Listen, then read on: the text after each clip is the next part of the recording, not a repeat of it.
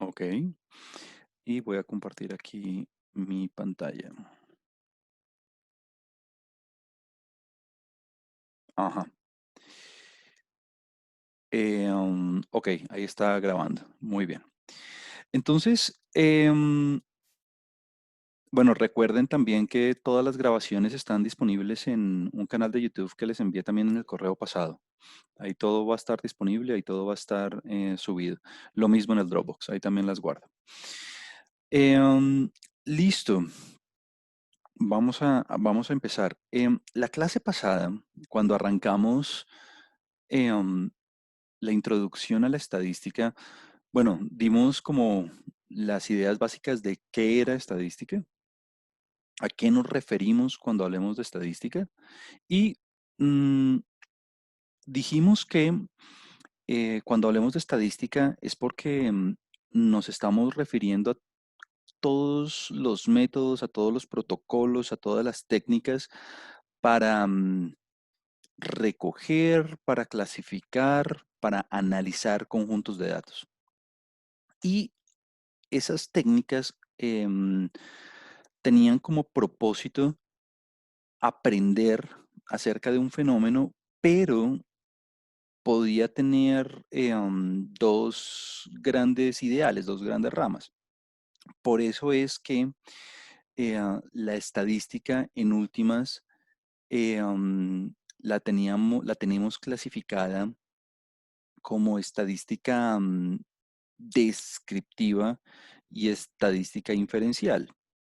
En la estadística descriptiva, lo que dijimos es que, bueno, yo tengo un conjunto de datos y yo quiero caracterizar, yo quiero describir, por eso se llama estadística descriptiva, lo que sucede en ese conjunto de datos sin ninguna pretensión particular de hacer una extrapolación a un conjunto de datos mayor. Entonces yo tengo un conjunto de datos y con las técnicas de estadística descriptiva, o sea, por medio de tablas, por medio de gráficas, por medio de medidas, por medio de índices, yo describo, yo caracterizo lo que está ocurriendo únicamente en ese conjunto de datos. Yo encuentro los patrones, yo encuentro las tendencias que ocurren únicamente en ese conjunto de datos y aprendo del mundo acerca de esa forma. Y aprendo del mundo de esa forma. Listo. Ahora, cuando yo hago estadística inferencial, y aquí tuvimos que habernos relacionado con el concepto de población y muestra. Cuando yo hago estadística inferencial es porque, ok, hay un fenómeno particular, hay hay una población particular sobre la que yo quiero aprender y claramente como no tengo todos los recursos del mundo, no tengo todo el tiempo, no tengo toda la capacidad humana para poder hacer un censo, es decir, para observar absolutamente todos los individuos que componen la población, para observar absolutamente todos los factores involucrados con esa población, entonces me veo en la obligación de tomar una muestra, es decir, un subconjunto de individuos de la población, y por medio de los datos, por medio de la información que me ofrece la muestra, yo hago generalizaciones, hago inferencias, hago predicciones acerca de lo que está ocurriendo en la población. Entonces, ese era como el otro propósito de la estadística y todo siempre con el fin de reducir la incertidumbre acerca de un fenómeno, con el fin de reducir la incertidumbre acerca de algo del mundo que no comprendo o que no entiendo perfectamente. Entonces tenemos esas dos ramas. Por un lado, la estadística descriptiva, en la que yo tengo un conjunto de datos, sea una población, sea una muestra, no interesa, y yo quiero saber lo que pasa en ese conjunto de datos particular, yo quiero entender lo que pasa en ese conjunto de datos particular y no hago una extrapolación mayor. Simplemente me quedo ahí. Creo que alguien se le está cortando Eh, am, creo que a alguien se le está cortando el audio. Bueno, vamos a continuar. Tal vez va mejorando de pronto un poco con la señal, porque no tengo mucho que mover aquí. Igual va a quedar, va a quedar ahí grabado. Entonces, eh, am, lo que venía diciendo es que con la estadística descriptiva no tengo una pretensión mayor y simplemente me quedo con lo que resulta en el análisis de ese conjunto de datos particular. Punto. Cuando yo hago estadística inferencial, la inferencia estadística, la, la inducción, así se llama, la inducción se logra cuando yo tengo un fenómeno, yo tengo un estudio, yo tengo una población que quiero estudiar, de la cual tengo incertidumbre, acerca de la cual tengo incertidumbre, y como no puedo estudiar absolutamente todos los factores, todos los individuos, todos los entes relacionados con esa población, tengo que tomar una muestra para poder aprender acerca de ella. Y um, bueno, decíamos que ese proceso depende de muchas cosas. Eh, um, bueno, la clase pasada dábamos algunos ejemplos. Aquí veo a alguien diciendo que si podríamos dar unos ejemplos. Eh, um, claro, por ejemplo, vamos a dar un par de ejemplos relacionados con cada una. Yo podría simplemente, para ejemplificar la estadística descriptiva, no sé, enfocarme en una característica de únicamente los estudiantes de este curso. Entonces yo tengo un grupo de individuos que en este caso tenemos 50 en este momento en la reunión, y yo podría estar interesado en, me voy a inventar varias características, el peso, su condición de salud, su opinión acerca de algo, si tienen o no tienen una característica respecto o un factor de riesgo respecto al COVID, o bueno, o la característica que usted quiera. Eh, um, el, el sexo, su pregrado, lo que se quieran. Entonces, cuando yo hago estadística descriptiva, únicamente describo o caracterizo lo que le sucede a este grupo de individuos, es decir, a este grupo particular. Y mis conclusiones son únicamente respecto a estas 50 personas que están en este momento conectadas. Punto. Entonces yo digo, bueno, en este grupo de personas, eh, um, la tendencia es que, bueno, y lo que suceda con la característica que yo estoy estudiando. Mientras que en un caso de inferencia, en un caso donde yo quiera estudiar una población, puede que yo esté interesado en la población de todos los estudiantes de pregrado de la Universidad Nacional de Colombia, sede Bogotá. Esa es mi población. Todos los estudiantes de pregrado, absolutamente todos los estudiantes de pregrado de la Universidad Nacional de Colombia, sede Bogotá.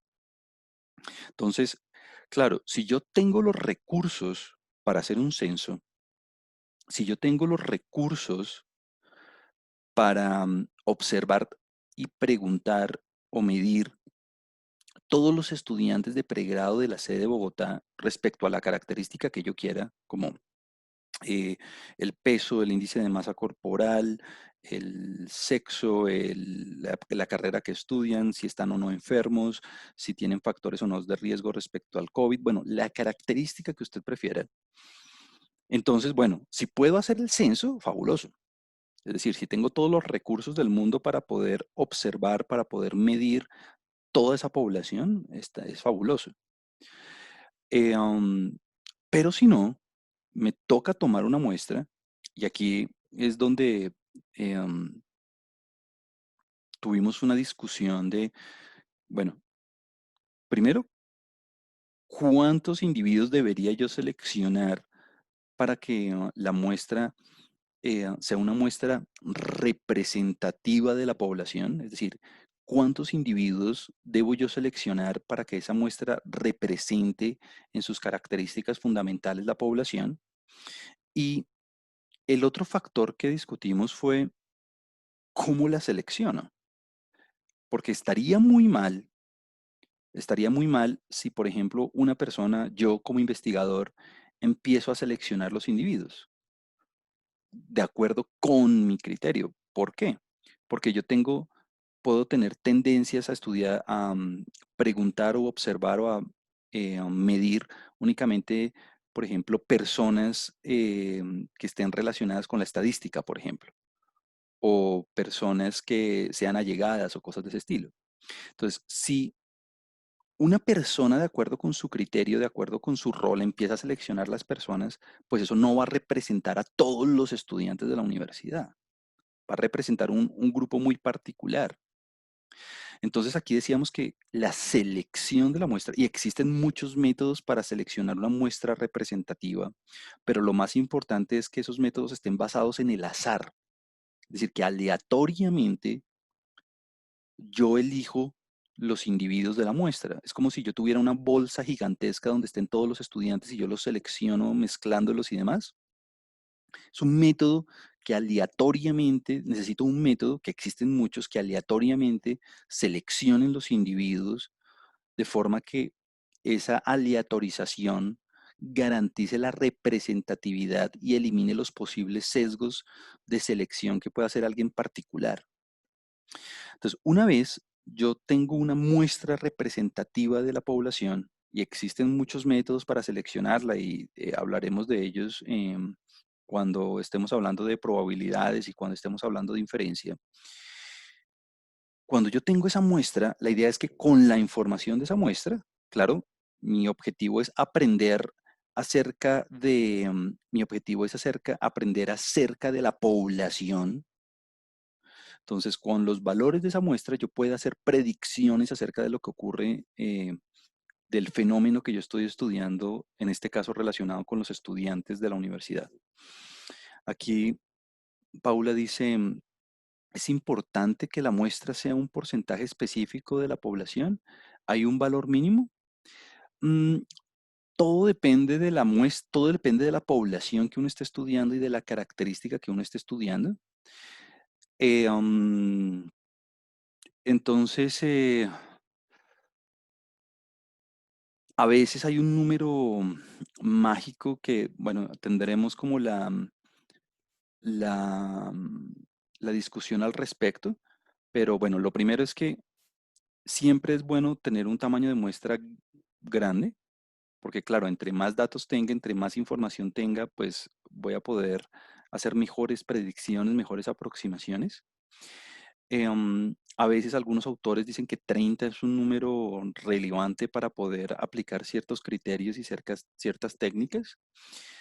Mm, pero Paula toca un punto muy importante y es que, claro, como si yo quiero aprender de una población a partir de una muestra, la calidad de la muestra y el tamaño de la muestra tienen un impacto fundamental en los niveles de error de mis predicciones, de mis estimaciones, de mis hallazgos. ¿Por qué?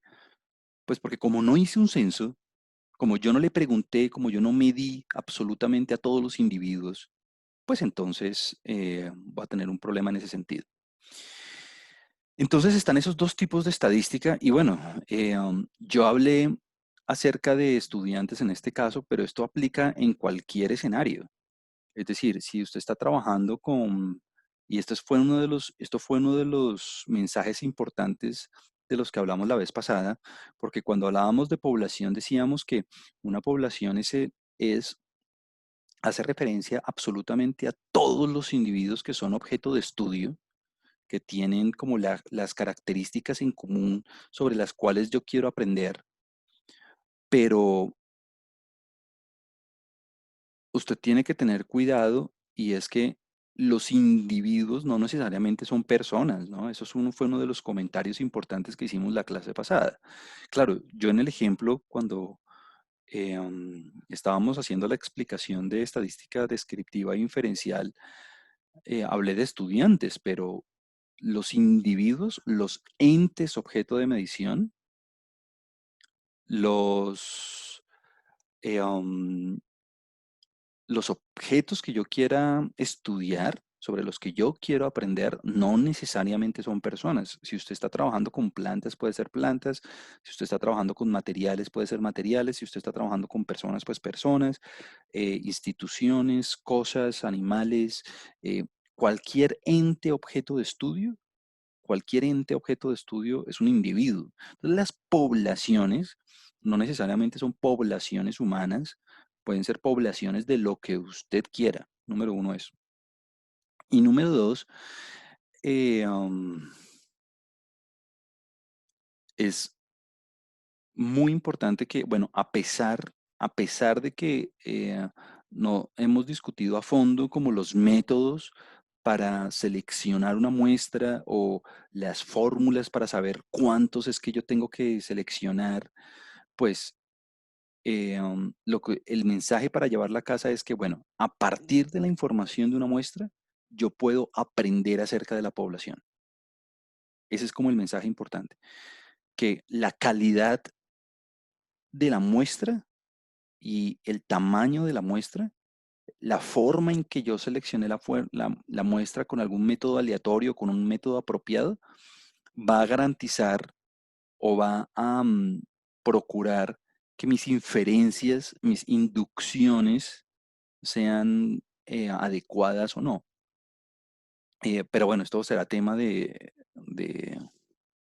curso en próximas sesiones, pero el mensaje fundamental es que tengo la estadística descriptiva para aprender acerca de un conjunto en particular y ya, yo puedo tener, eh, um, creo que este ejemplo salía la vez pasada, puedo tener un lote de plantas en particular y solamente quiero aprender acerca de ese lote, o tengo un cultivo gigantesco de los cuales yo selecciono algunas plantas en particular para poder aprender de toda la población. Entonces, dependiendo de su tipo de investigación, de su tipo de estudio, pues usted va a emplear las técnicas de un método o las técnicas de otro. Voy a hacer una pausa en este momento y voy a preguntar, ¿se está escuchando mejor o todos o alguien todavía tiene problemas?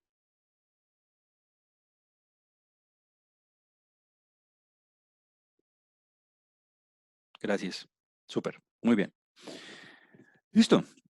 Em, entonces, claro, en este momento estamos hablando como de conceptos muy generales y estamos hablando de conceptos muy abstractos de alguna manera, pero a medida que vayamos avanzando en el curso, pues iremos ustedes, pues porque ya lo he hecho demasiadas veces, pero ustedes van a ir como aplicando todas estas ideas en casos muy particulares, con bases de datos muy particulares, y van haciendo como los ejercicios y van a ir haciendo como los casos, pues para que ustedes afiancen estas cosas. Por eso también quiero procurar hoy tener como un primer tallercito para que ustedes vayan ejemplificando y vayan, digamos, adquiriendo experiencia con este tipo de conceptos en campos más concretos. Em, bueno, hoy en particular, esto es un poco de la vez pasada, como retomando un poco lo que hablábamos la vez pasada.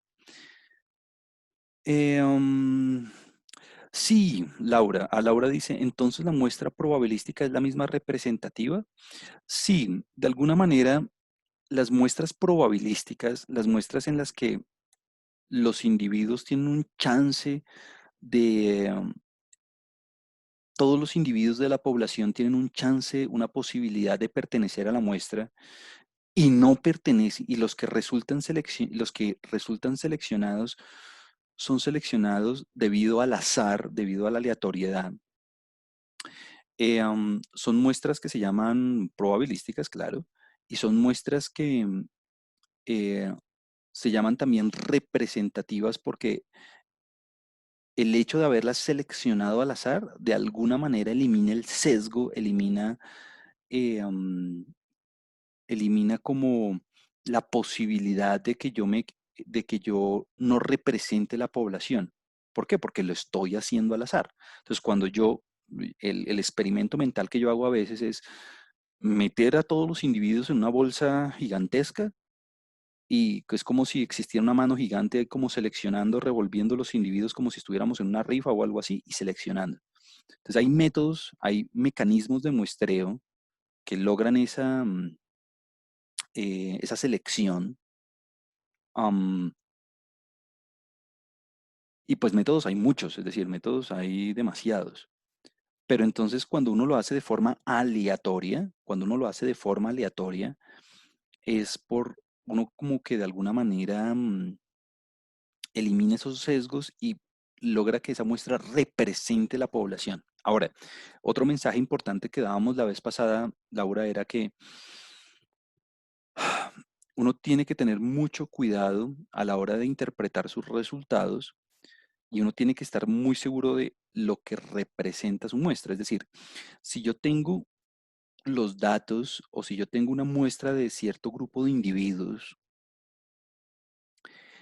eh, claro, de alguna manera yo quisiera que esos individuos representara una población gigantesca, pero si ese grupo de individuos, si las características de ese grupo de individuos apenas me da para representar cierto grupo, pues tengo que limitar mis conclusiones a ese grupo. O sea, yo no puedo, eh, um, por ejemplo, si mi muestra está constituida únicamente por ustedes, pues yo no, a partir de la observación, a partir de la investigación de sus características, de este grupo, pues yo no puedo concluir nada acerca de toda la Universidad Nacional de Colombia o de todos los estudiantes del país. Entonces, yo tengo que ser muy consciente de los alcances de mis conclusiones respecto a las características de la muestra. Ah, bueno, entonces aquí Viviana hace una acotación bien importante. Dice, la selección va de acuerdo con el tipo de estudio estadístico que necesito. Y sí, de alguna manera, dependiendo del tipo de investigación y dependiendo del tipo de estudio que uno esté haciendo, existen algunos métodos para seleccionar los individuos o no, para aplicar la aleatoriedad, para de alguna forma, eh, para poder de alguna forma garantizar esa representatividad. Entonces vamos a discutir un poco eso para abordar la cuestión que hace Viviana. Entonces, en el sentido del comentario que hace Viviana, quisiera primero que habláramos un poco acerca de la investigación y de los tipos de estudio a los que uno se puede enfrentar para abordar esa pregunta. Entonces, de alguna manera, cuando yo pienso en la investigación, en las etapas de una investigación, es, bueno, primero, porque debe haber algo en el mundo sobre lo cual yo quiero aprender. Debe haber algo en el mundo sobre lo cual yo tengo incertidumbre. Debe haber algo del mundo que yo desconozco y sobre lo que yo quiero investigar. Entonces, número uno, eso. Entonces, aquí está el proceso de investigación de alguna manera desglosado en 8 etapas y yo de alguna forma tengo el proceso en mi cabeza como sectorizado como en 4, pero las vamos a discutir. Pero aquí está todo el proceso elaborado. Y esto me va a llevar directamente a lo a lo de los tipos de estudio y la selección de la muestra. Y es, ok, lo primero es que todo investigador, todo practicante, todo profesional, si va a aplicar alguno de estos métodos, es porque debe haber algo en el mundo de lo que quiera aprender, debe haber algo en el mundo que desconoce, debe haber un vacío en el conocimiento que vale la pena y que es importante conocer de alguna manera. Por eso es que aquí dice, bueno, debe haber un vacío en el conocimiento y debe ser relevante y debe tener un propósito.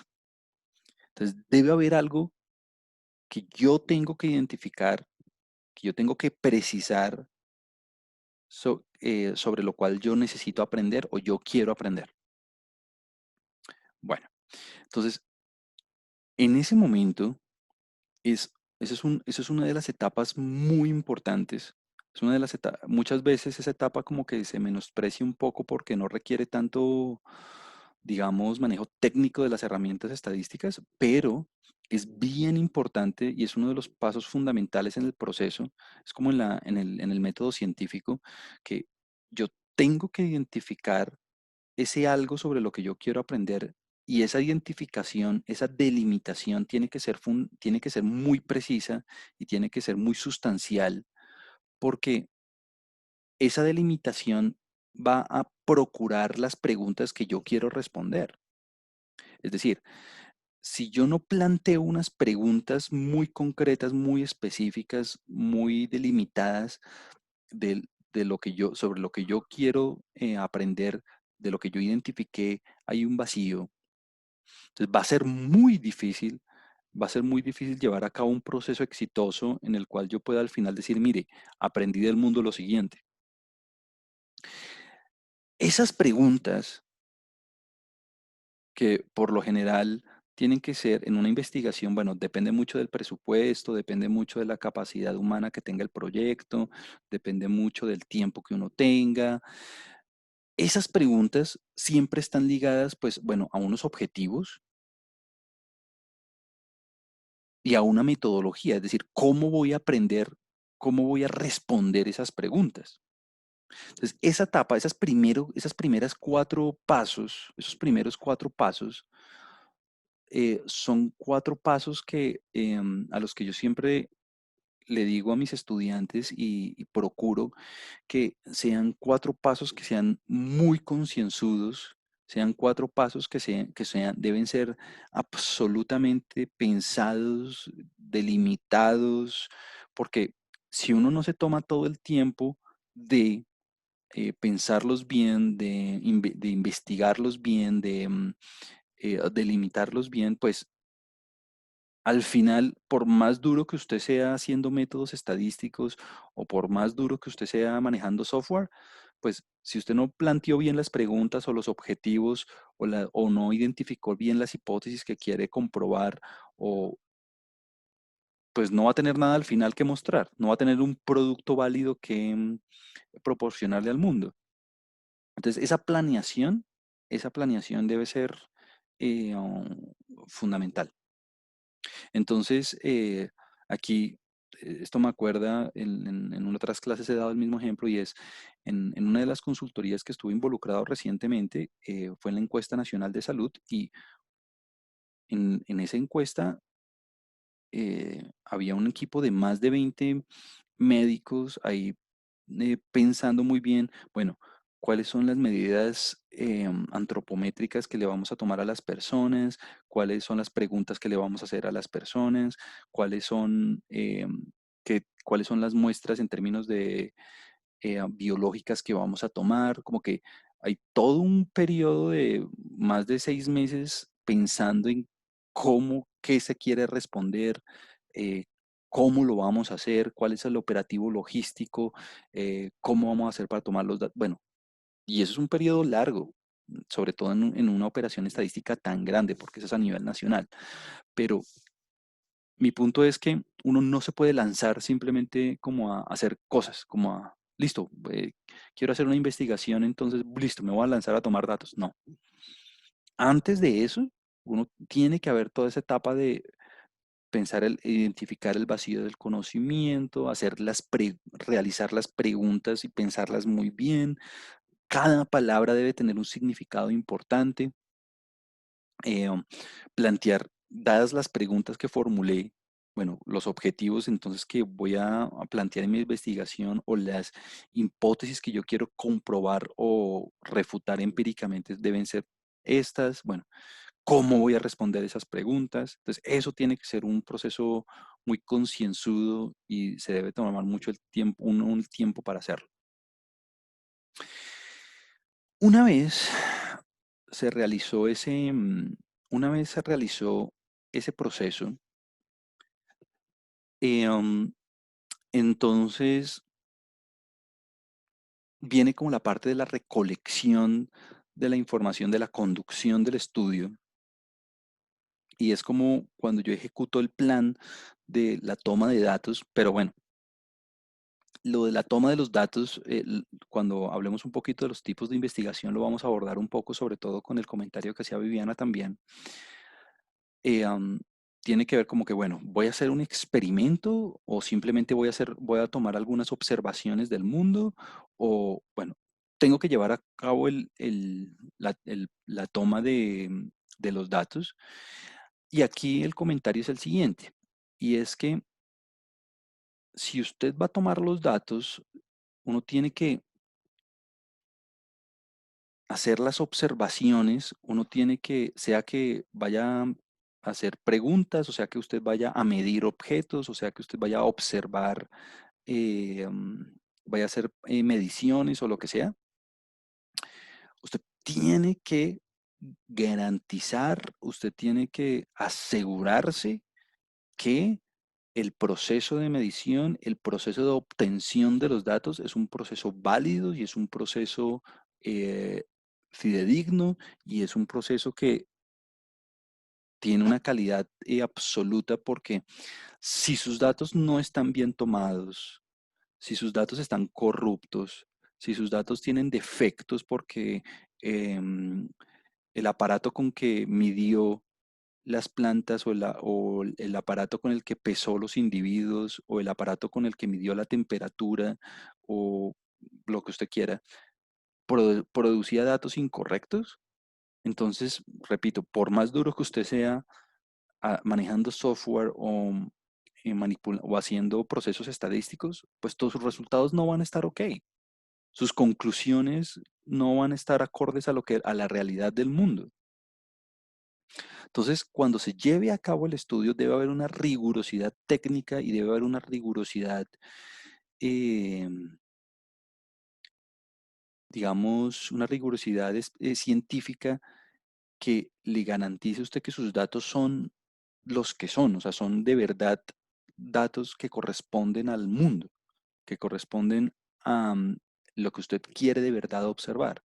No es que ok, yo estoy haciendo un experimento y entonces en el experimento yo aleatoriamente asigné unos individuos a un control y unos individuos a un tratamiento. Entonces, como un individuo quería ser parte del tratamiento, entonces, y le tocó el control, le tocó el placebo, entonces, ¡pum!, lo mandé al otro grupo porque sí, no. Entonces, uno tiene que ser muy riguroso y uno tiene que ser muy estricto en la toma de los datos. Y si el investigador no hizo parte, y si el practicante no hizo parte de la toma de los datos y simplemente fue a una fuente o obtuvo sus datos de una fuente, de una institución, no sé, como el DANE o Colciencias, o bueno, uno tiene que asegurarse o uno tiene que de alguna manera estar seguro que la institución que le está proporcionando uno los datos o de donde uno está descargando la información sean instituciones en las que uno confía que hicieron el protocolo y que hicieron la operación estadística de forma adecuada. ¿Por qué? Porque si no, pues sus conclusiones no van a estar ok.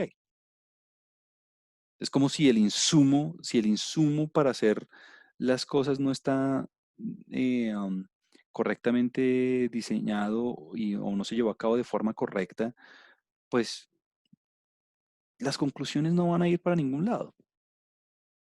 Luego entonces, de que usted tomó la información, entonces está, bueno, primero, identificar lo que usted quiere investigar, las preguntas que usted quiere investigar, cómo las va a responder.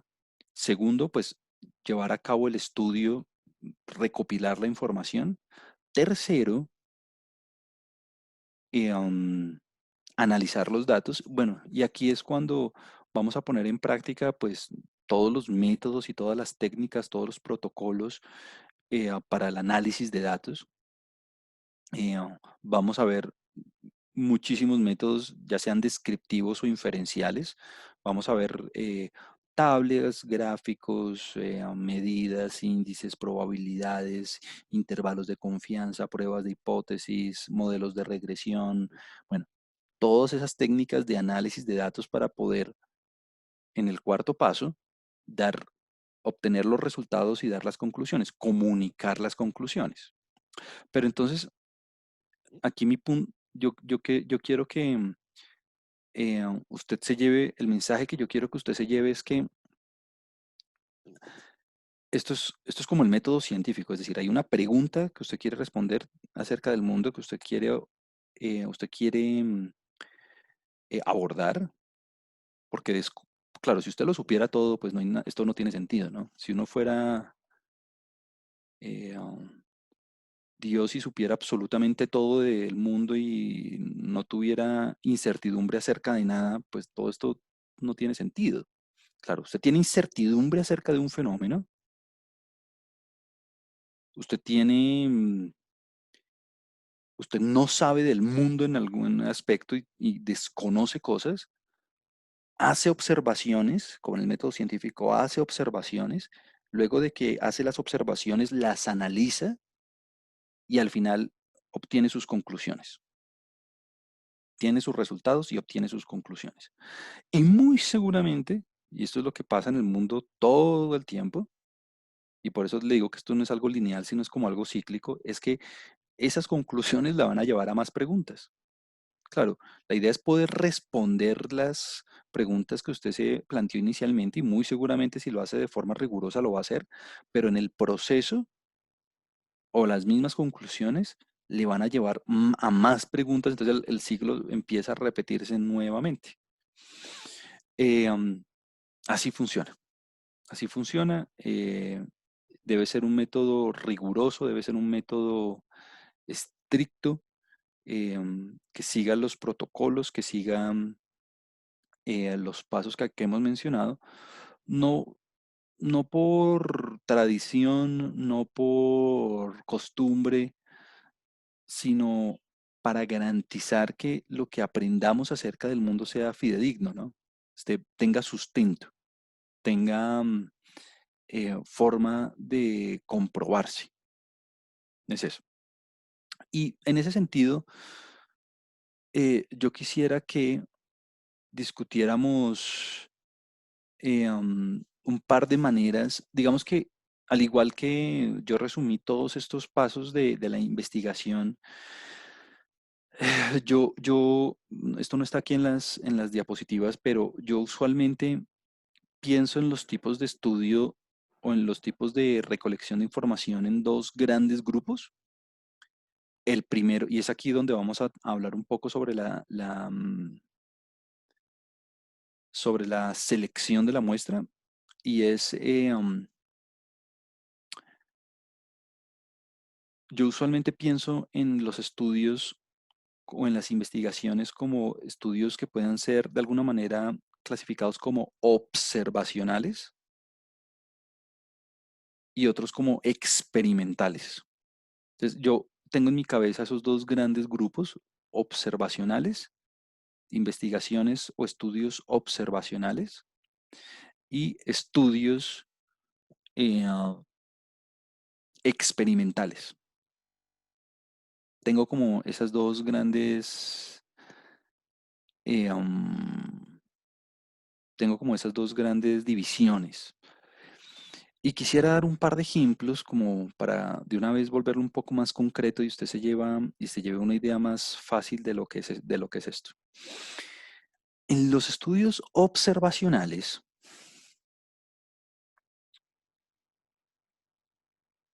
El investigador, el practicante, el profesional, como lo dice su nombre, simplemente observa lo que está sucediendo en el mundo sin hacer una intervención directa acerca de el fenómeno que está estudiando. Entonces, simplemente se dedica a observar y a tomar nota y a registrar los datos.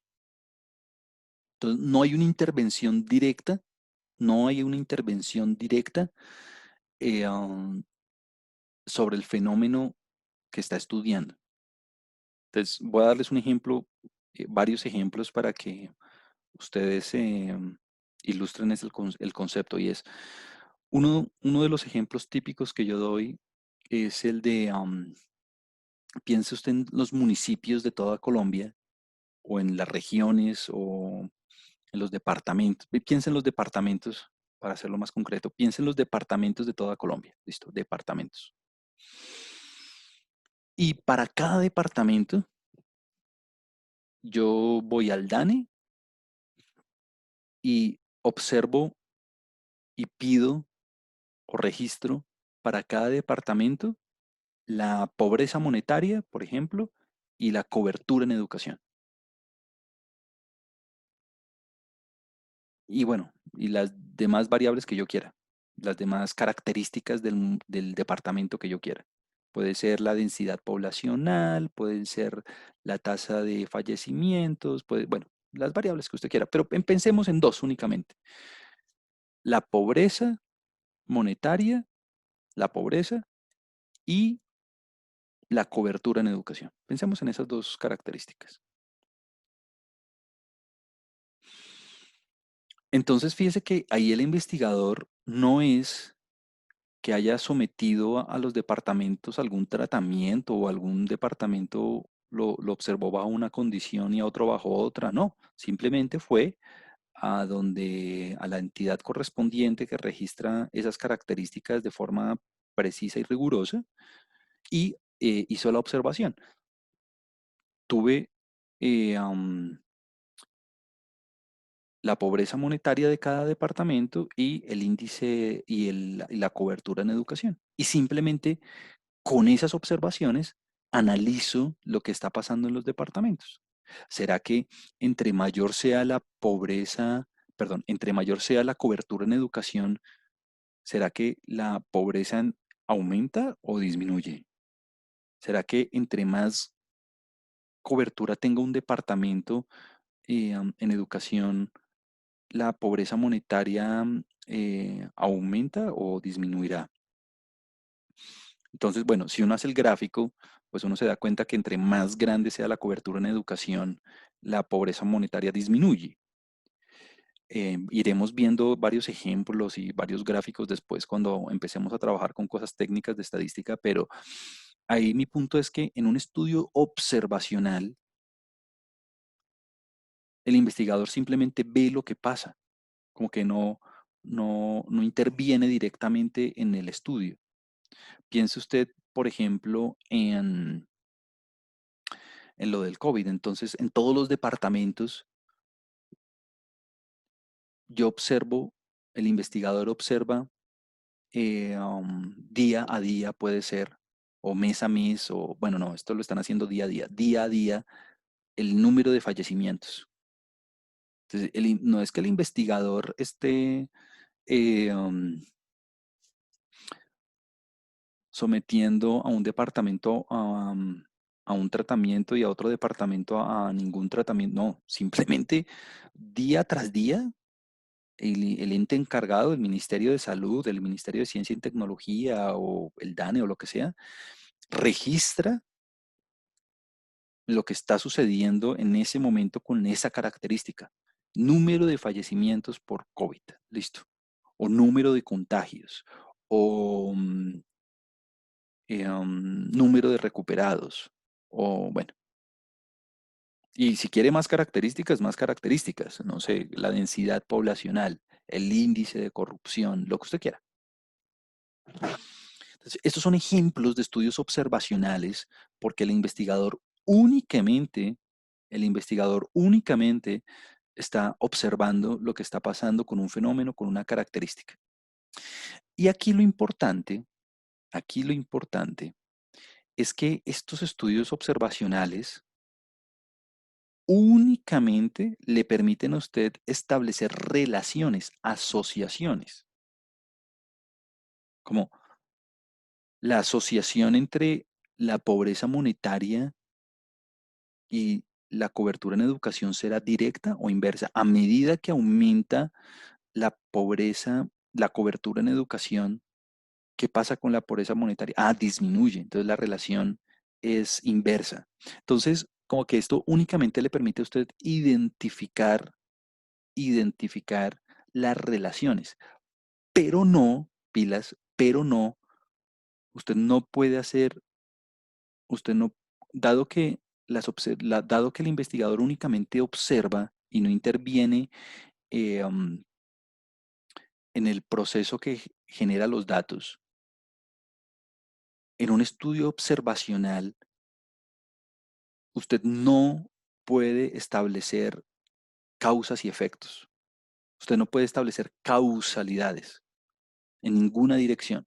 Usted puede obtener asociaciones y usted puede decir, ah, mire que a medida que aumenta esta variable, esta otra disminuye, o mire que este conjunto de variables tiene una relación fuerte o débil, pero usted en un estudio observacional no puede decir que esta variable causa esta otra o cosas de ese estilo. No, porque el investigador no simplemente está observando, no está teniendo, no está em, de alguna manera influyendo en el proceso que genera los datos. Diferente a los experimentos. Diferente a los experimentos. En los experimentos es donde el investigador sí puede establecer relaciones de causa y efecto porque en los experimentos el investigador controla los factores relacionados con lo que quiere estudiar. Entonces, en un experimento, que de hecho hay muchas formas de hacer experimentos y hoy en día hay demasiadas técnicas para saber experimentar bien y poder eliminar variables de confusión y poder, digamos, de alguna manera extraer relaciones de causa y efecto verdaderas. Eh, um, En un experimento, dado que el investigador sí interviene y dado que el investigador sí controla los factores que está probando, ahí sí se pueden establecer relaciones de causa y efecto. Entonces, piense usted ya no en el caso de observar cuál es el número de fallecimientos del COVID, no, ahora piense usted en el caso de la prueba del desarrollo de la vacuna, como para darle un ejemplo de un experimento. Entonces, usted tiene un grupo de voluntarios, tiene un grupo de voluntarios. Creo que en la fase 3 tienen que ser 60.000, 50.000, no sé cuántos. Tiene usted un grupo de voluntarios y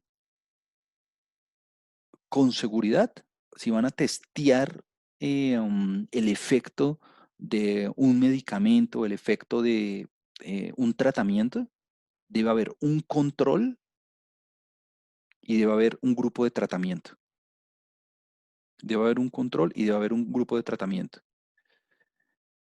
Ya vamos, un poco más a esta pregunta que hace Catalina. Entonces, en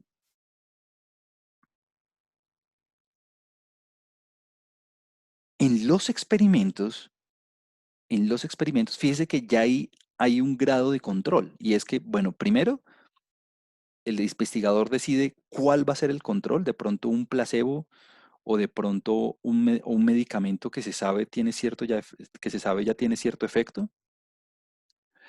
Y el investigador decide intencionalmente cuál va a ser el tratamiento o los tratamientos que quiere probar. Entonces, fíjese que ese es el primer grado de control. Segunda cosa, el investigador aleatoriamente asigna los individuos, asigna los individuos a, a control y tratamiento. Piense simplemente en un control y simplemente piense en un tratamiento. Hay experimentos muy sofisticados y tienen múltiples tratamientos y múltiples controles y cosas de ese estilo. Pero entonces fíjese que hay otro nivel de control ahí y es que aleatoriamente el investigador dice, este grupo va para control, este grupo va para tratamiento. Punto. No es como en los estudios observacionales que simplemente el investigador registra a ver cuántos murieron aquí, cuántos murieron en este otro departamento, cuántos no. Y listo. Entonces fíjese que, digamos que como el investigador decide y tiene los recursos y tiene la posibilidad de evaluar la característica que quiera, como por ejemplo si se recuperó o no se recuperó, o como o el número de células CD4 que haya desarrollado el individuo como respuesta a un antiviral. Entonces, como que el investigador puede observar el mundo, pero controlando los factores que pues tenga a su bien controlar dependiendo de lo que esté testeando. Eh, um,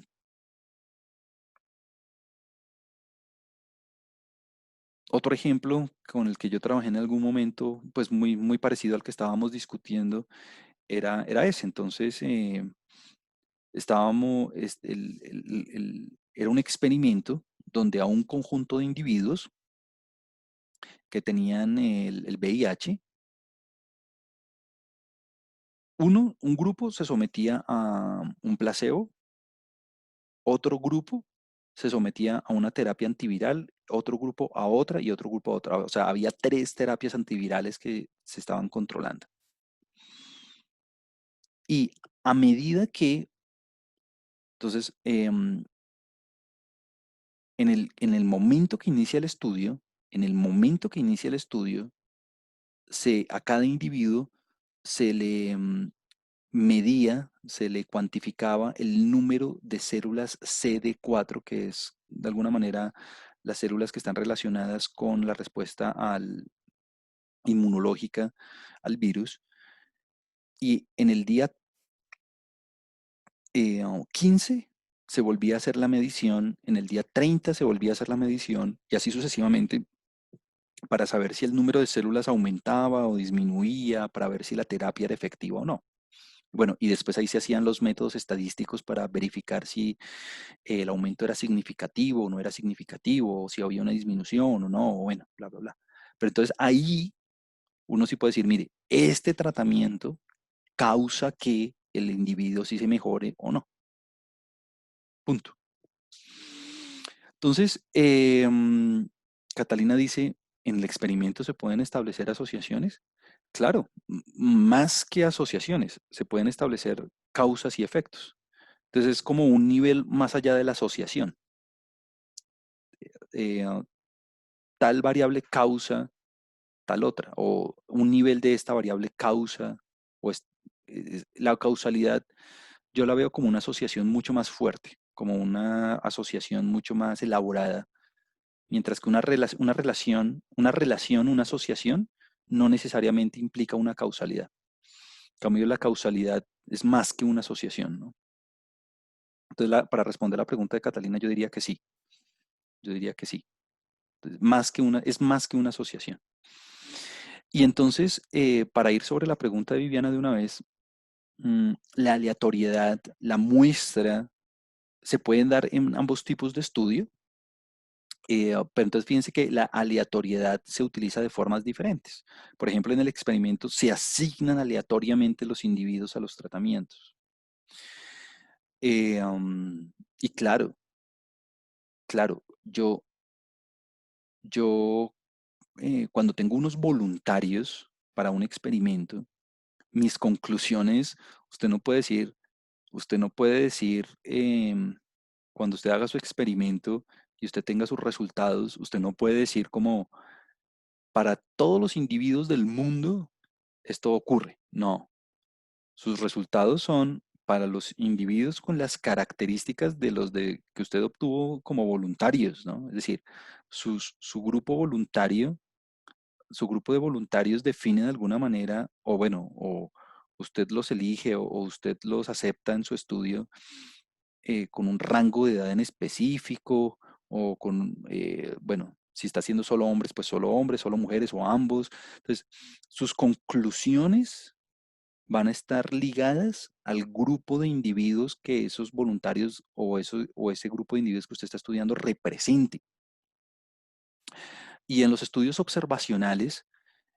um, en los estudios observacionales, pues si yo tengo acceso a la información de todos los departamentos, pues porque el DANE puede hacer las mediciones, pues entonces listo, es fabuloso, ahí no tuvo que hacer una muestra. Y ahí está haciendo un estudio descriptivo porque tiene acceso, o sea, usted no está generalizando un grupo más grande, sino únicamente usted está obteniendo los datos para todos los departamentos y sus conclusiones hacen referencia únicamente a esos departamentos.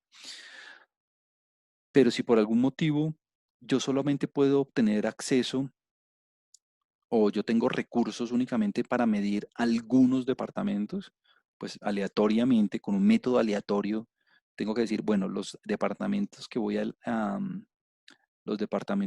a elegir son estos. Y ahí es otra manera donde uno tiene que seleccionar la muestra. Por ejemplo, en la encuesta nacional de salud, el método de muestreo es un método de muestreo que tiene 4 etapas.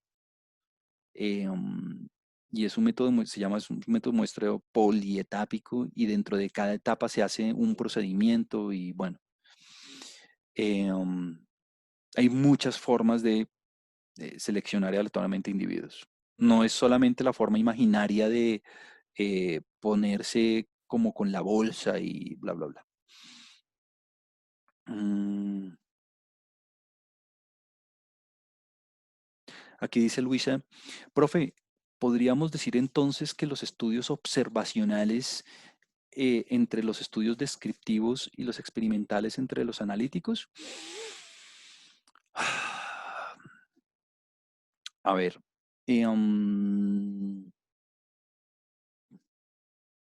no, no.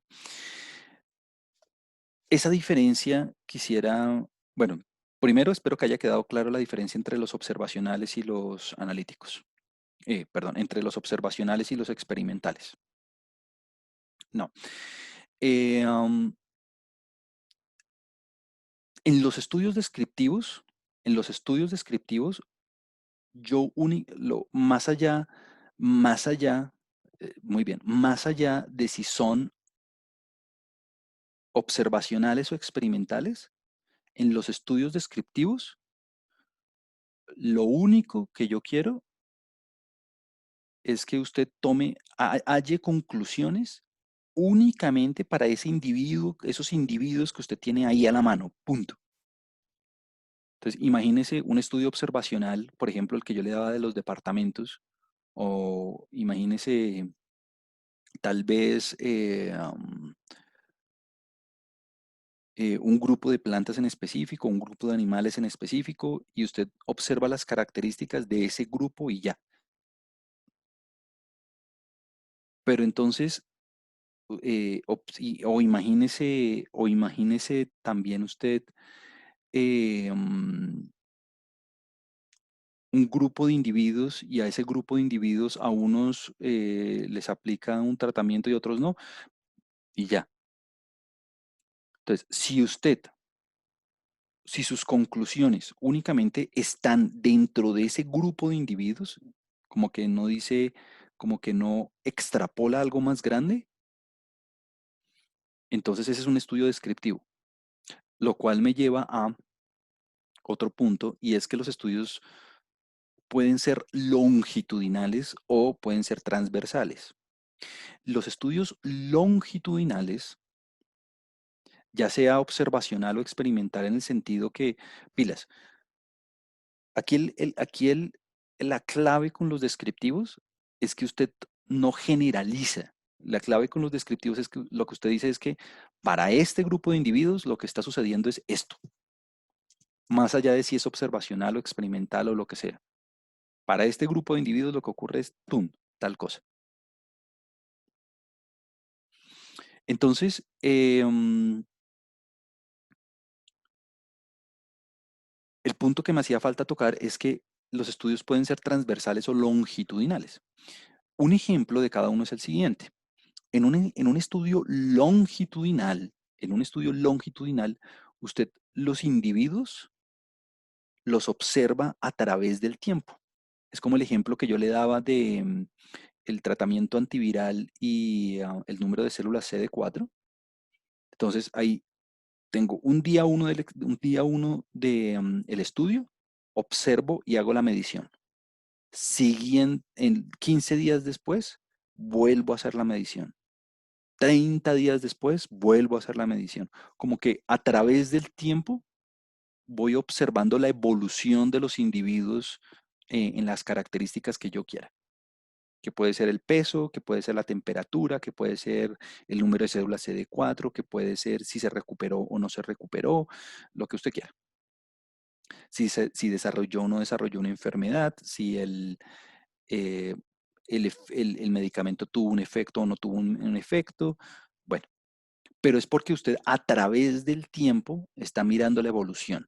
Ese es un estudio longitudinal. Y en los estudios transversales, son estudios donde el tiempo no juega un factor determinante en el análisis y a usted simplemente le interesa la característica, no importa si se le tomó en el día 1 o en el día 5, simplemente usted le dice, bueno, yo quiero que mis individuos, quiero el índice de masa corporal de mis individuos.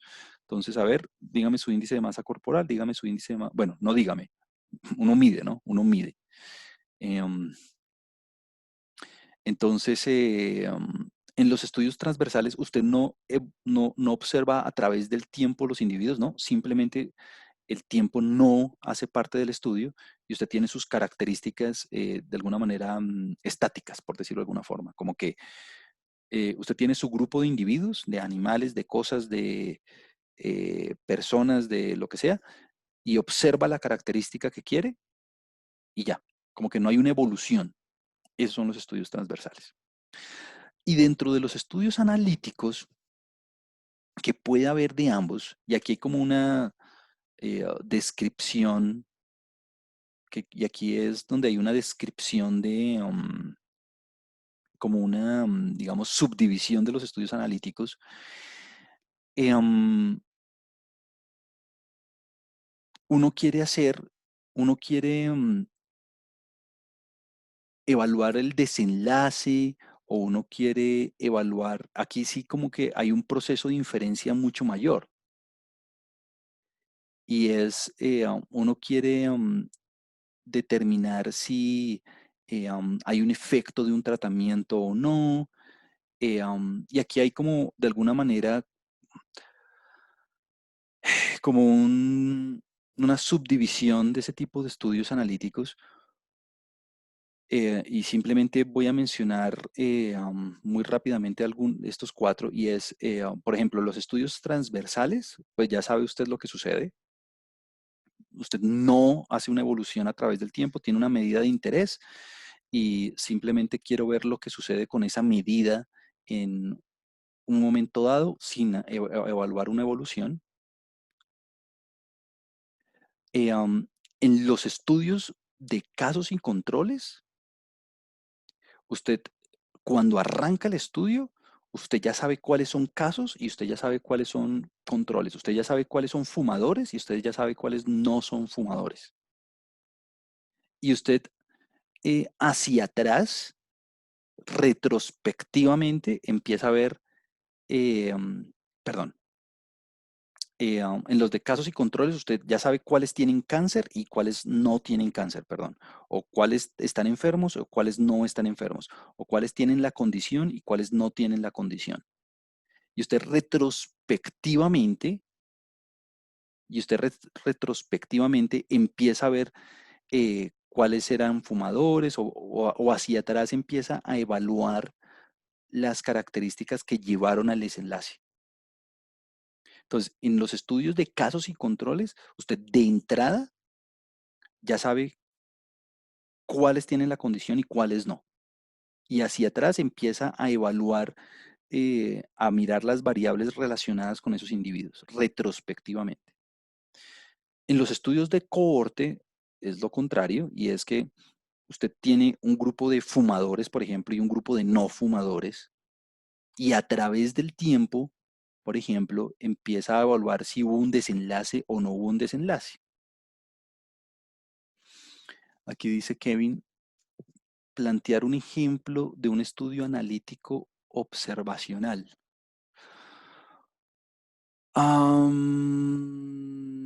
Ok,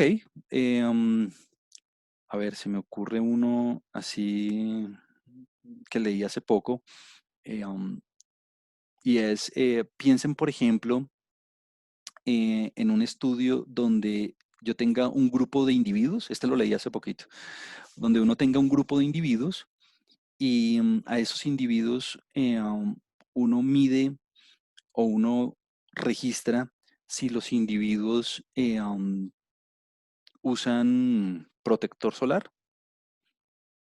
y mira después si los individuos desarrollaron o no algún tipo de cáncer de piel.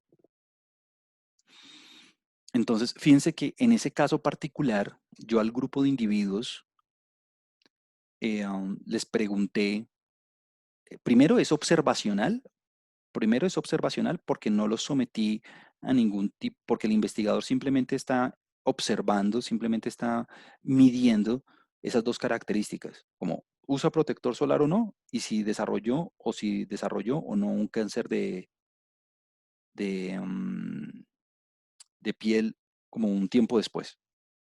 Entonces, primero no es experimental porque no es que a este grupo de individuos los sometí, a este grupo de individuos sí, sí usaron protector y a este otro grupo de individuos no usaron protector, no. Simplemente observaba, yo tenía mi grupo de individuos y observaba y decía, a ver, ¿tiene protector, usa protector solar o no? Y después preguntaba si desarrolló o no un cáncer de piel. Entonces, primero no es experimental porque simplemente hacía la pregunta y simplemente observaba si desarrollaba o no el cáncer de piel. No es experimental. Y en ese caso, y en ese caso, yo yo podría establecer si hay alguna asociación o no, entre si usar el protector eh, um, está relacionado o no con desarrollar un cáncer de piel. Y podría pasar perfectamente, Kevin, que eh, um, los que tienden a usar los que tienden a usar el protector desarrollen más cáncer de piel.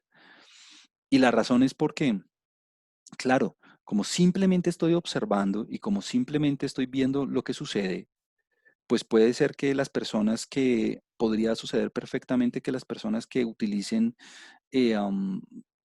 más protector, que utilicen protección solar, eh, se expongan más el sol, se expongan más a salir que las personas que no lo hacen. ¿Por qué? Porque precisamente no hubo un diseño experimental donde se controlaron todos los factores relacionados con el cáncer de piel.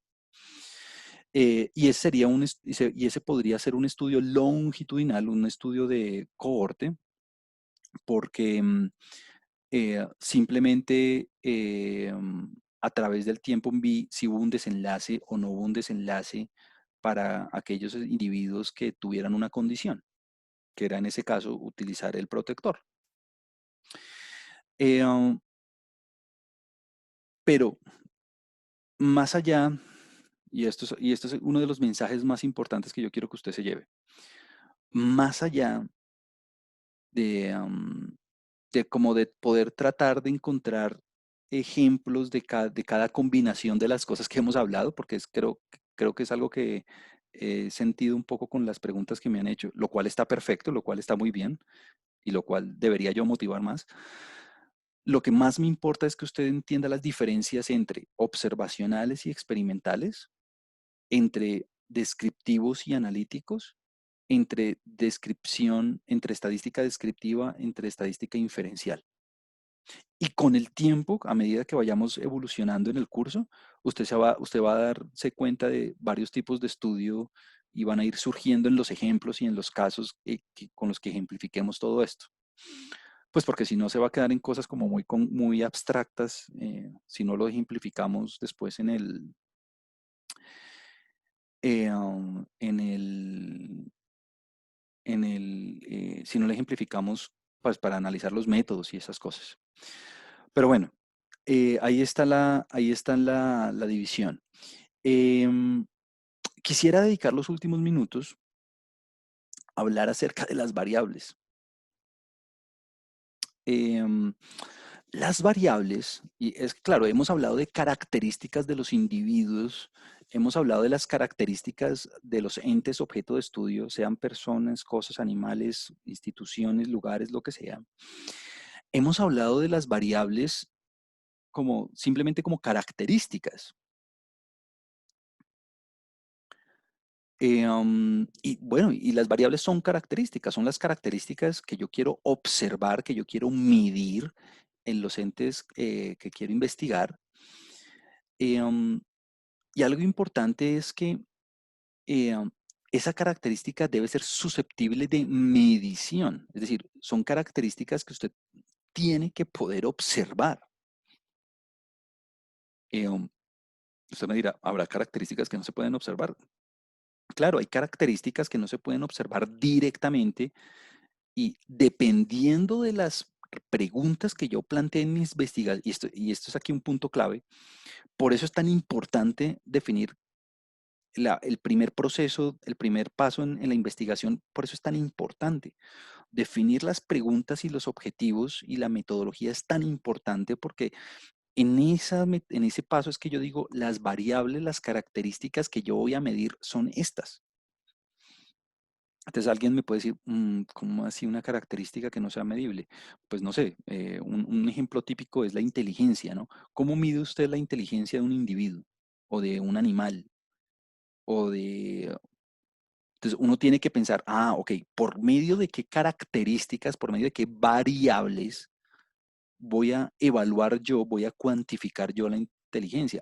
Por medio de un test, por medio del puntaje de un test, por medio de el tiempo que le toma a un animal a hacer una actividad, por medio de, bueno, entonces, esas características tienen que ser medibles. Pueden ser el tiempo que demora un animal en hacer una actividad, puede ser el puntaje de un test, puede ser el peso, puede ser la estatura, puede ser el índice de masa corporal, puede ser, bueno, la característica que usted quiera, pero tiene que poderse medir, tiene que poderse observar, se tiene que poder cuantificar de alguna manera. ¿Por qué? Porque ese va a ser su insumo para poder hacer los análisis y para poder obtener los resultados y para poder responder las preguntas que usted quiera. Por eso es que ese primer paso es tan importante, porque a través de ese primer paso es que uno dice, ok, las preguntas que yo quiero responder son estas, ¿cómo voy a responderlas? O sea, por medio de qué características medibles es que voy a responder esas preguntas. Pues porque si no, ¿cómo voy a hacer? Entonces, las variables son características medibles. Aquí le doy varios ejemplos: color de los ojos, estatura, peso, índice de masa corporal y muchas cosas. Bueno, primero, eh, pilas con las unidades de medición. Siempre, siempre al hacer algún análisis, siempre al hacer alguna investigación, siempre a la hora de entender alguna investigación, a la hora de que le reporten a usted los resultados o que usted haga un análisis o lo que sea, pilas con las unidades de medición. Estamos trabajando en centígrados, en Kelvin, en Celsius, estamos trabajando en kilogramos, estamos trabajando en gramos, estamos trabajando en newtons, estamos trabajando en, bueno, pilas con las unidades de medición, pilas con las unidades de medición. Hay que entender muy bien las unidades de medición. Si usted no, y cómo se midió, ¿no? ¿Cómo se midió? ¿Cómo se midió? Eso es fundamental antes de hacer cualquier análisis. ¿Por qué? Pues porque una cosa es que uno le reporten las cifras en millones de dólares y otra en millones de pesos. Imagínese las conclusiones si yo me equivoco de unidades de medición. Una cosa es kilogramos, otra cosa es gramos. Una cosa es Celsius, otra cosa es Fahrenheit. Pilas con las unidades de medición. Y eh, um, pilas también con la taxonomía de la variable, pilas con con la clasificación de las variables. Pues uno desde el colegio uno le enseñan las variables son cualitativas o cuantitativas. Las cualitativas están asociadas con eh, um, las cualitativas están asociadas con cualidades, atributos, con atributos. Son características del individuo en términos de sus atributos. Y las cuantitativas siempre están asociadas con cantidades que proceden de un estado de medición eh, um, que reflejan al final un estado numérico, una cantidad, por eso se llama cuantitativas. Entonces, cualitativas y cuantitativas. ¿Por qué? Porque es tan importante que usted haga esa división, porque si usted se equivoca en la taxonomía, puede que aplique un método equivocado eh, de análisis. Entonces, un ejemplo típico para que usted entienda bien a qué me refiero es, si usted la embarra en la clasificación, si usted se equivoca en la clasificación, perdón, si usted se equivoca en la clasificación, pues usted puede estar eligiendo una técnica de análisis muy mala. El color de los ojos. Ah, eso es cualitativo. ¿Eso tiene sentido calcular un color de ojos promedio? Pues no tiene sentido. Es más, ¿cómo usted va a hacer una operación aritmética con el color de los ojos? Rojo más rojo dividido 3. Eso no tiene sentido. Piense usted, otro ejemplo típico que yo doy para ilustrar esto, que a veces uno puede hacer cálculos sin que tengan sentido, es el estrato socioeconómico. Pensemos en el estrato socioeconómico por un segundo. ¿Esa es una variable cualitativa o cuantitativa? O sea, esos números hacen referencia a una cantidad. eh, um, eso es lo que usted se tiene que preguntar. Pilas, el hecho de que uno utilice números para codificar una variable no quiere decir que se vuelva cuantitativa, ¿no? Por ejemplo, el DANE en el sexo a los hombres les pone 0, a las mujeres les pone 1, o al revés, no importa. Pero ese 0 y ese 1 no son cantidades. El 0 significa hombre, el 1 significa mujer, o viceversa, no importa. Pero el hecho de que yo utilice un número para codificar una variable no la hace cuantitativa. Entonces, el estrato socioeconómico es una variable cualitativa. Entonces, si alguien se pone a calcular un promedio para una variable cuantitativa, pues imagínense el promedio de esa variable estrato socioeconómico. El estrato socioeconómico promedio fue 2.3. Pues eso no tiene sentido.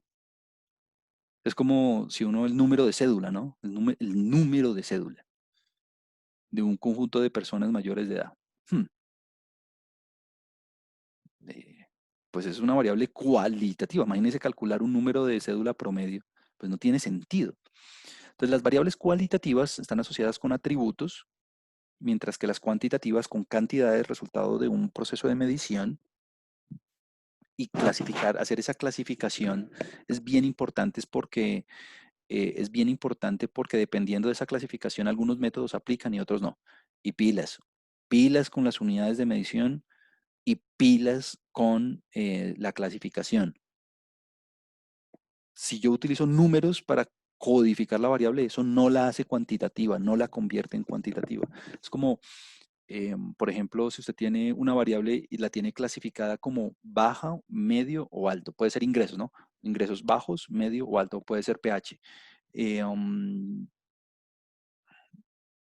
Bajo, medio o alto, bueno, la variable que usted quiera.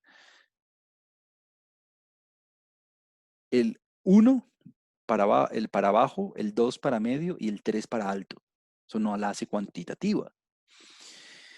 Bien, las variables cuanti yo las puedo clasificar como discretas o continuas. Van a ser discretas aquellas variables que son productos de conteos y no pueden asumir entre cualquier par de valores, usted no puede encontrar un valor intermedio. Por ejemplo, el número de hijos es un ejemplo perfecto. Entre 1 y 5 puedo encontrar un valor de la variable, claro, 3. Entre 1 y 3 puedo encontrar un valor de la variable, claro, 2. Entre 1 y 2 puedo encontrar un valor de la variable, no, nadie tiene 0.5 hijos, ¿no? Listo. Las variables discretas únicamente asumen ciertos valores específicos y no siempre es posible encontrar valores intermedios, a diferencia de las continuas. En las continuas son aquellas variables para las que usted siempre puede hallar valores intermedios. Usted siempre puede hallar valores intermedios. Por ejemplo, la temperatura. Ah, entre 1 grado centígrado y 10 grados centígrados puedo encontrar un valor. Sí, no sé, 3.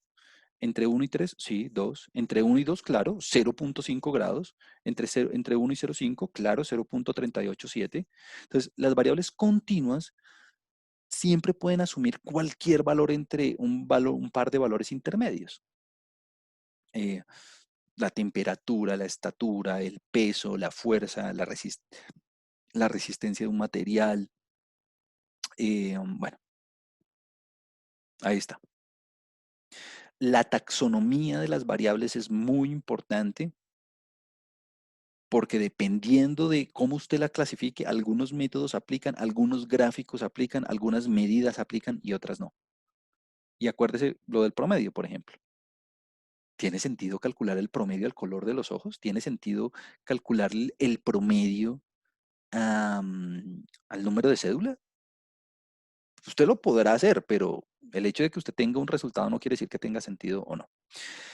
Y voy a finalizar la clase de hoy haciendo una distinción, eh, mm, otra taxonomía de las variables en términos de la escala de medición, de cómo se miden las variables. Pilas, no las unidades de medición, sino la escala de medición. La escala de medición. Um, es supremamente importante la escala con la que se mide una variable, nuevamente, porque algunas cosas, algunas operaciones tienen sentido con esas variables y otras no. Entonces vamos a hablar un poco acerca de eso. La medición es el proceso mediante el cual usted asigna los valores de una variable.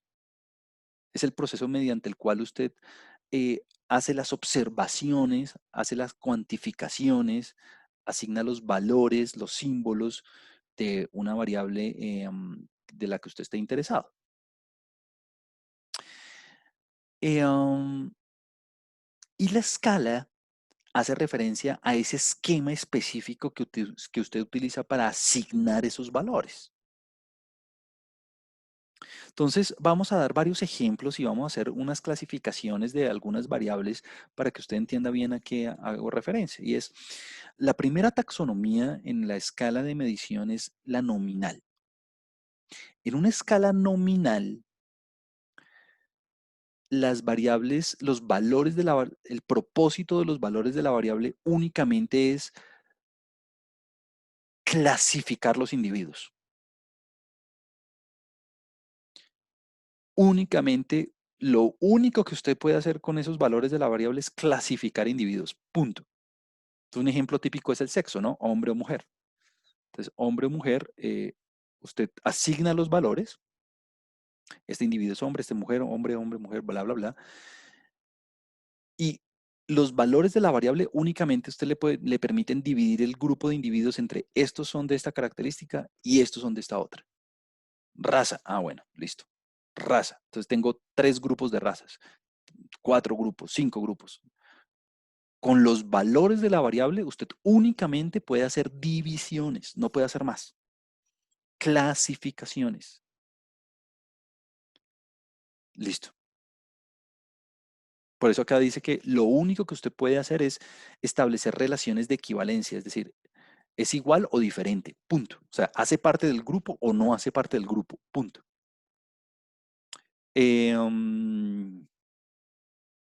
Entonces, por ejemplo, la condición respecto a una enfermedad, ¿no? El individuo está enfermo o el individuo no está enfermo.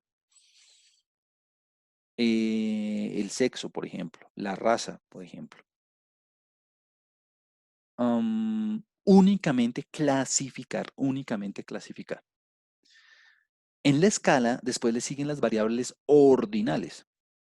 Entonces, fíjense que la escala nominal está asociada con atributos, ¿no? Porque únicamente estamos clasificando, o sea, la escala nominal está asociada con variables quali. La escala ordinal también. Entonces, la escala ordinal, además de clasificar, los valores se pueden ordenar. Entonces, la escala ordinal es una escala que de alguna manera enmarca también la nominal, pero además de poder clasificar, es posible ordenar los individuos, es posible ordenar los valores de la variable respecto a un criterio.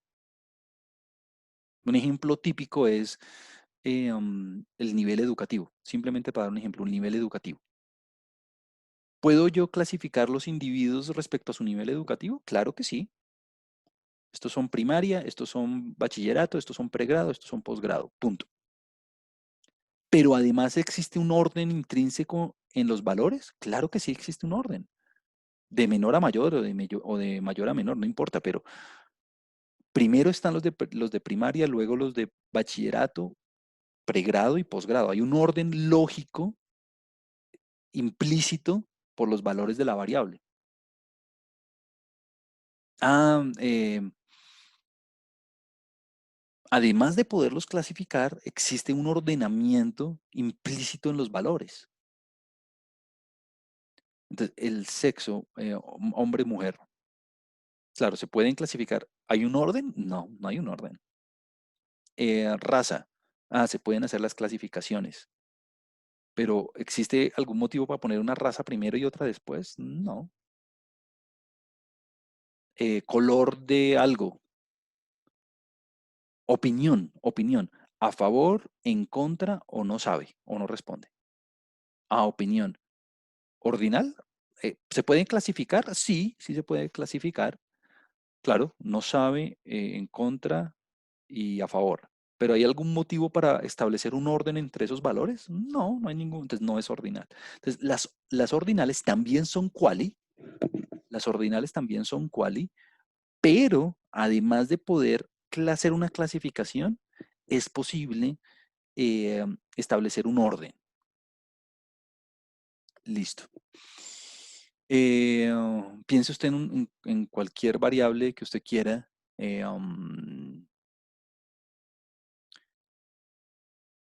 Aquí el ejemplo está el del colesterol. Entonces, usted puede dividir los pacientes en normal o en alto. Entonces, claro, además de poder hacer la clasificación de cuáles son los normales y cuáles son los altos, o bajo, medio o alto, lo que usted quiera, pues hay un orden ahí específico. Pues primero están los de bajo, luego los de medio, luego los de alto. O al revés, alto, medio, bajo, en el orden que usted quiera. Listo.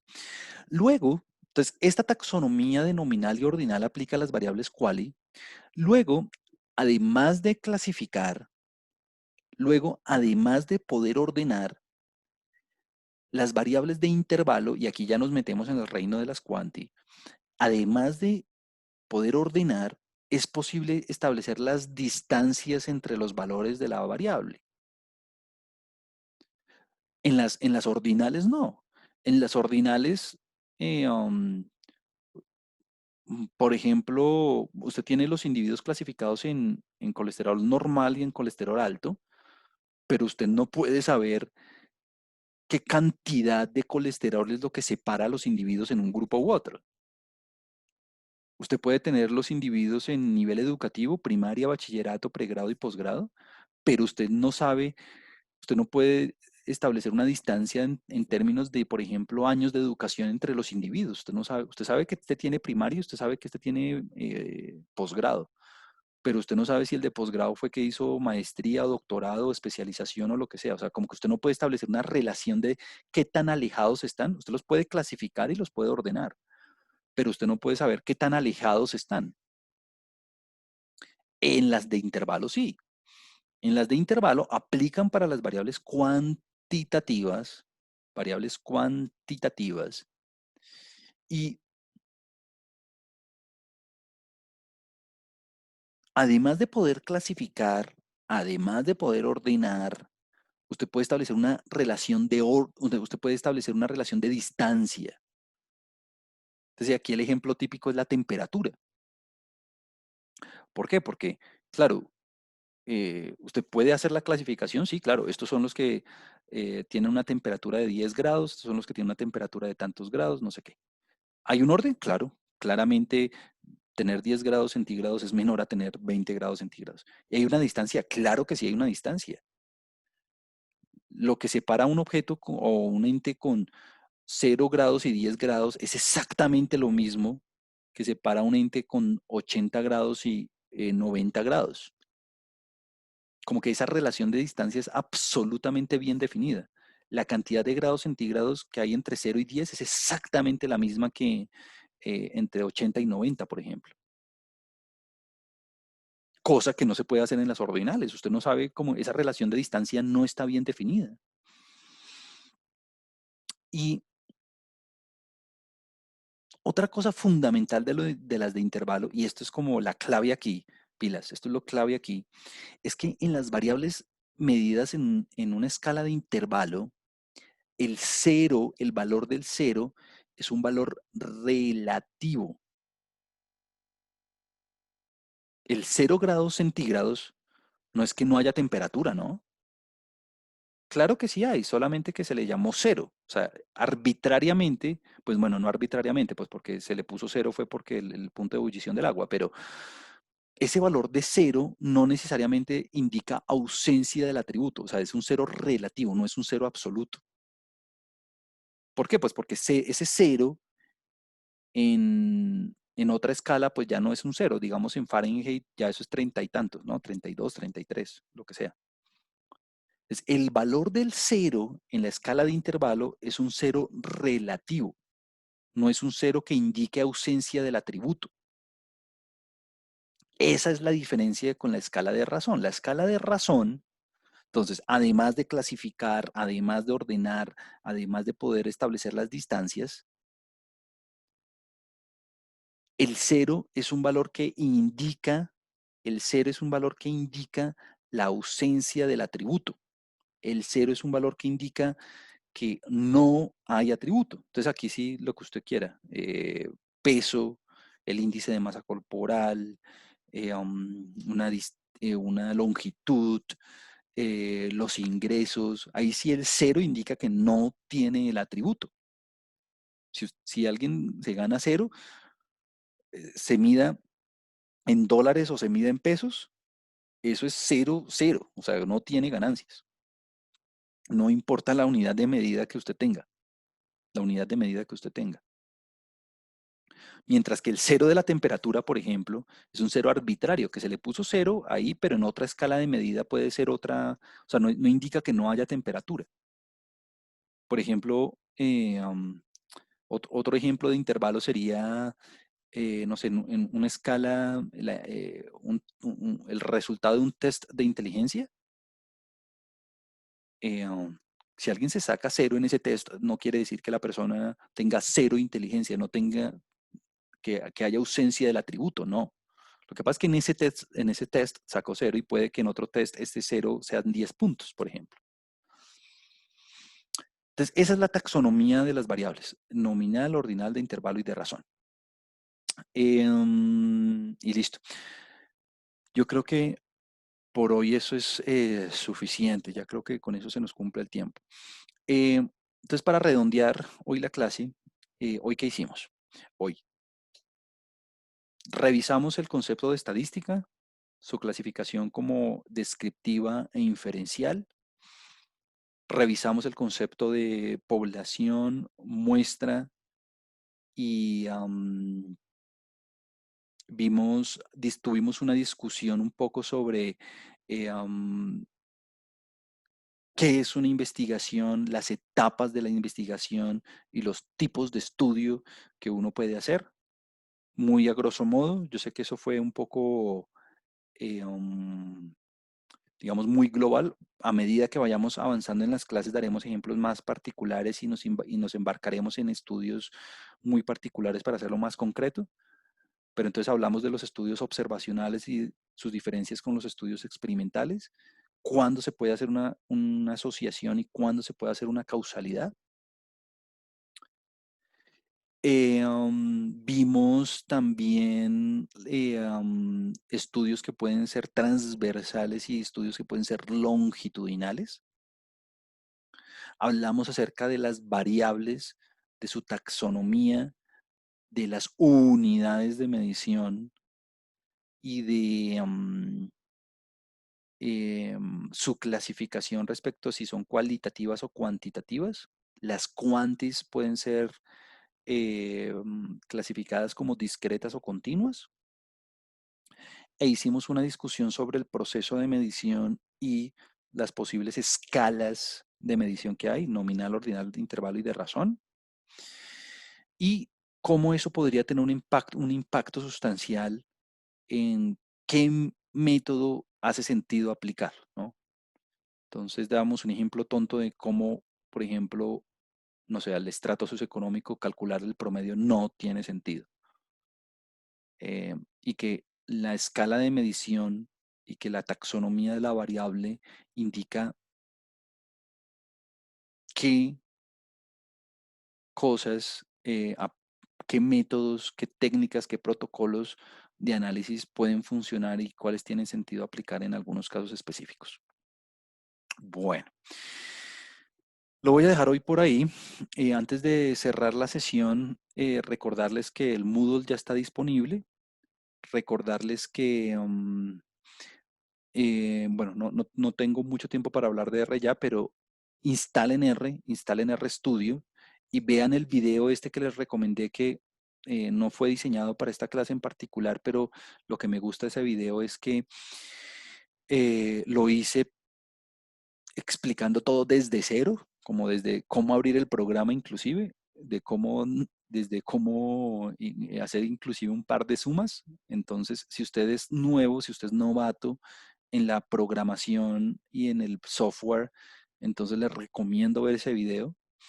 Y recuerden que todas las clases las estoy subiendo en el canal y que pues ahí van a estar disponibles por si usted quiere en algún momento hacer alguna revisión o si se desconectó por algún motivo y no pudo continuar o lo que sea, pues ahí está todo disponible.